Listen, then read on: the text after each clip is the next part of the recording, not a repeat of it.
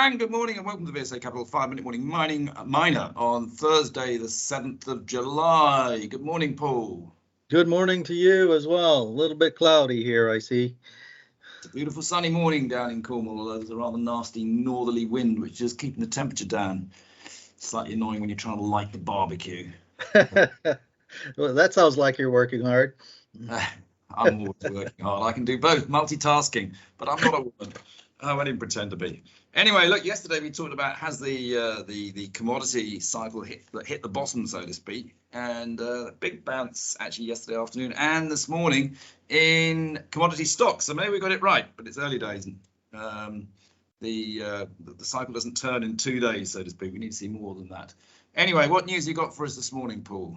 Yes, here we had the precious metals selling down here from yesterday down at the 1734 level. I see this morning so far.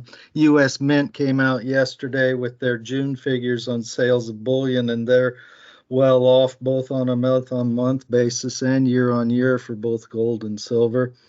So that looking like we're getting into this range for bottom fishing, in my opinion, as well here. From UK stocks perspective, for instance, Griffin Mining, the UK quoted zinc miner in China, had Q2 production results put out, and specifically they were talking about the plans they have going forward for Zone 2 that they're trying to get through the Chinese ministry in order to give them approval to go with the full development on that. So that's looking positive that they're making good progress there. So I would mention that as the first off one. Yeah, I mean, Griffin's a really interesting stock. It's obviously pretty unique in as much as it's in China. I think it's the only UK listed stock I can think of that's actually all its operations are in China. And obviously it's been difficult with all the the Chinese zero COVID policy and lockdowns. But as a stock, it's actually, years to date, it's hardly off at all at 90p. So it's actually held up remarkably well, whilst other commodity stocks have taken quite a bashing. So well done, Griffin. Yes, I'd say that, yeah, they are kind of bucking the trend here at this point, and hopefully that they'll be able to last through this without any significant sell-off like so many others have been undertaking. Yeah, now in the big stocks, we had a Q2 production update from Ferrexpo, didn't we? Yes, we did. That's an interesting one, too, because they, are, of course, are so much involved with Ukraine and trying to be able to run a mining company of significant scale under the circumstances of the war going on in Ukraine. It's certainly a big challenge for them.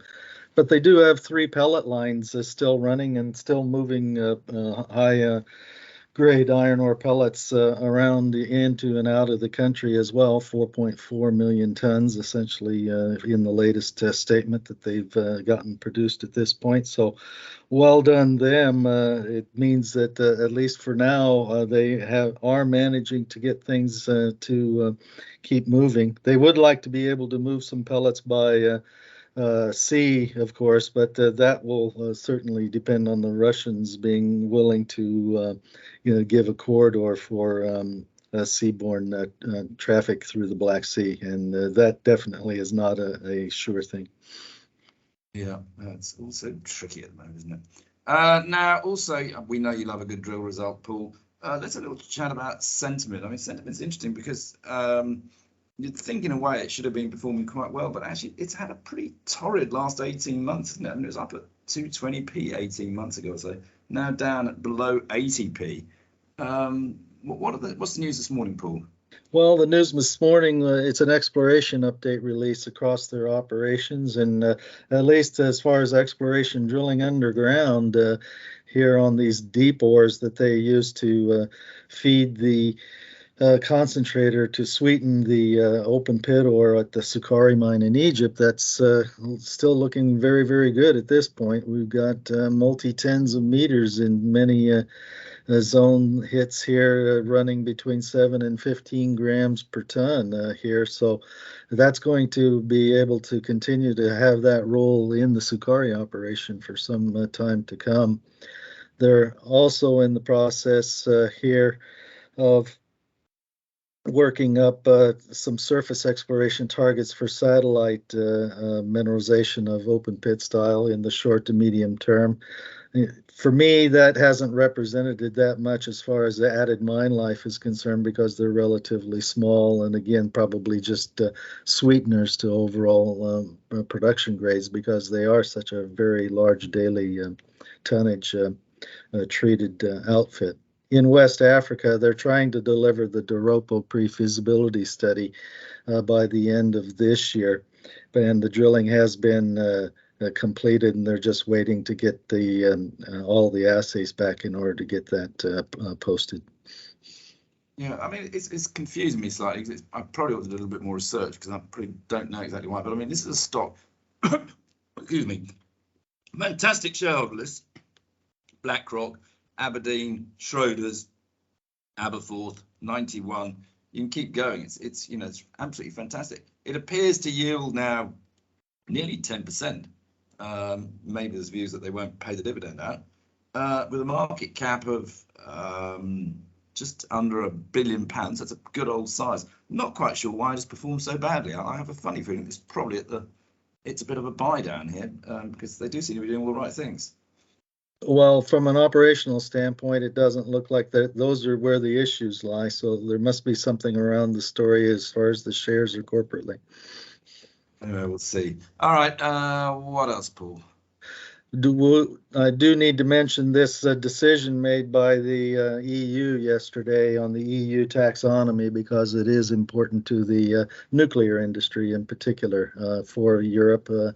The EU ministers have approved the definition of the EU taxonomy to include nuclear and natural gas as being sustainable investments for large investors, whether it's multinational banks or pension funds or that sort of thing. And because of this, it means that there will be funding available that meets the criteria under EU mandates to be invested in. And that would include things like LNG terminals and new nuclear power plants and pipelines and all those things like that as far as infrastructure is concerned.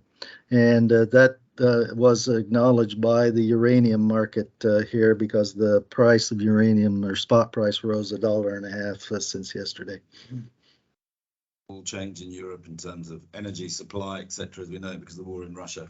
Also, we'll probably call it a day. On that note, thank you from some interesting comments I got yesterday from a listener in Bristol.